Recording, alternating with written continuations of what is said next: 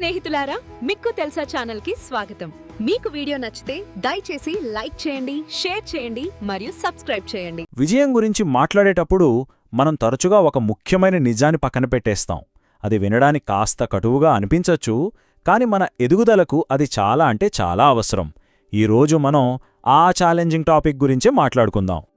ఈ ప్రశ్నతోనే మొదలు పెడదాం.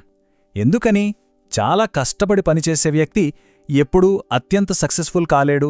లేదా చాలా నిజాయితీగా ఉండే వ్యక్తి ఎప్పుడు ధనవంతుడు కాలేడు? ఇలాంటి ప్రశ్నలు చాలామందిని ఇబ్బంది పెడుతుంటాయి కదా. సరే, ఈ గందరగోళం వెనుకున్న కారణాలేంటో ఇప్పుడు చూద్దాం. ఓకే, అసలు ఈ అసంతృప్తి, ఈ కన్ఫ్యూజన్ అంతా ఎక్కడ మొదలవుతుంది? విచిత్రమేంటంటే దీని మూలాలు మనకు చిన్నప్పుడు చెప్పిన అందమైన కథల్లో, నేర్పిన మంచి పాఠాల్లోనే ఉన్నాయి. మనందరికీ ఇవేగా నేర్పించారు.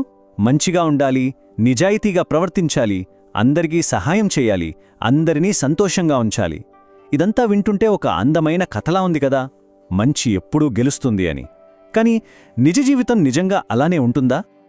మనం చిన్నప్పుడు విన్న ఆ కథల ప్రపంచం నుంచి ఇప్పుడు బయటకొచ్చి వాస్తవికత అనే కఠినమైన సత్యంలోకి అడుగుపెడదాం. ఇక్కడ ఆట వేరు, ఆట నియమాలు కూడా పూర్తిగా వేరు. రియల్ వరల్డ్ మనకు కథల పుస్తకాల్లో చెప్పినట్టు నడవదు. కథల్లో మంచితనం గెలుస్తుంది. కానీ ఇక్కడ నిజ ప్రపంచంలో ఇది ఒక పోటీ. ఈ పోటీకుండే రూల్స్ ఏంటో మనకు స్కూల్లోగానీ ఇంట్లోగానీ ఎవరూ అంత క్లియర్గా చెప్పరు. ఇక్కడే మనం ఒక కీలకమైన తేడానే అర్థం చేసుకోవాలి. ప్రపంచం మంచితనాన్ని గౌరవిస్తుంది, నిజమే, కానీ బలహీనతను మాత్రం అలుసుగా తీసుకుంటుంది. చూడండి, మంచి వ్యక్తిగా ఉండటం వేరు, బలహీనంగా కనిపించడం వేరు. చాలామంది ఈ రెండిటి మధ్య తేడాను గుర్తించలేరు. మంచిగా ఉండాలనే ప్రయత్నంలో బలహీనంగా మారిపోతారు. వాళ్ల ఓటమి అక్కడే మొదలవుతుంది. ఇదొక ట్రాప్ లాంటిది. అందరినీ సంతోషపెట్టాలి, ఎవర్నీ బాధపెట్టకూడదు, ఎవరికీ కాదు అని చెప్పకూడదు. ఆలోచించి చూడండి, ప్రతి ఆఫీస్లో, ప్రతి ఫ్యామిలీలో ఇలాంటి ఒక క్యారెక్టర్ ఉంటుంది. అందరూ అంటారు అతను చాలా మంచోడు అని. కానీ నిజమేంటంటే అతను కాదు అని చెప్పలేడన్న విషయం అందరికీ తెలుసు.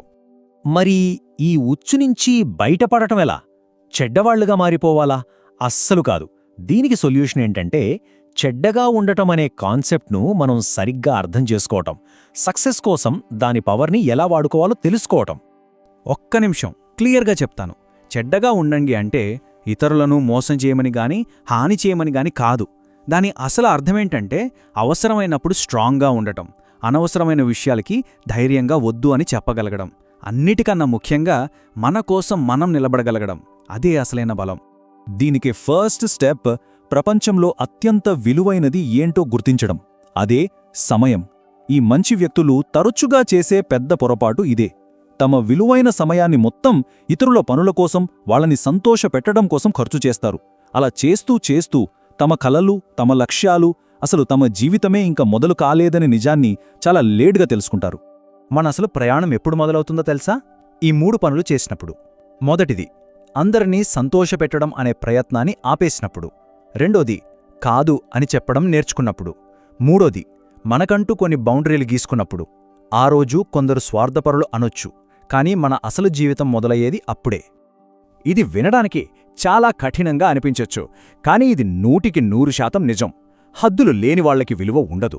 ఈ హద్దులే ఇతరులు మనతో ఎంతవరకు రావచ్చో డిసైడ్ చేస్తాయి. ఈ హద్దులే ప్రపంచానికి మనల్ని ఎలా గౌరవించాలో నేర్పిస్తాయి. కాబట్టి హద్దులు గీసుకోవడం, కాదు అని చెప్పడం నేర్చుకున్న తర్వాత మనం ఫైనల్ స్టేజ్కొస్తాం. అదే మన సొంత ప్రపంచాన్ని నిర్మించుకోవడం. ఇది ఇతరుల అంచనాలకు తగ్గట్టు జీవించడం కాదు, మనకు నచ్చినట్టు మన జీవితాన్ని మనమే డిజైన్ చేసుకోవడం. ఈ ఒక్క వాక్యం ఈ మొత్తం చర్చకి సారాంశం. అందర్నీ సంతోషపెట్టే ప్రయత్నంలో మనల్ని మనం కోల్పోతాం. కానీ ఎప్పుడైతే మనల్ని మనం ఎంచుకుంటామో అప్పుడు మన సొంత ప్రపంచాన్ని మనం నిర్మించుకుంటాం. సో చివరిగా ఈ ఒక్క ప్రశ్నే మిగిలింది. ఈ జీవితంలో ఎవరినెంచుకుంటున్నారు? అందరినీ సంతోషపెట్టాలనే తాపత్రయంలో మనల్ని మనం పోగొట్టుకుంటున్నామా? లేక మనల్ని మనం ఎంచుకుని మన సొంత ప్రపంచాన్ని నిర్మించుకుంటున్నామా? ఆలోచించండి.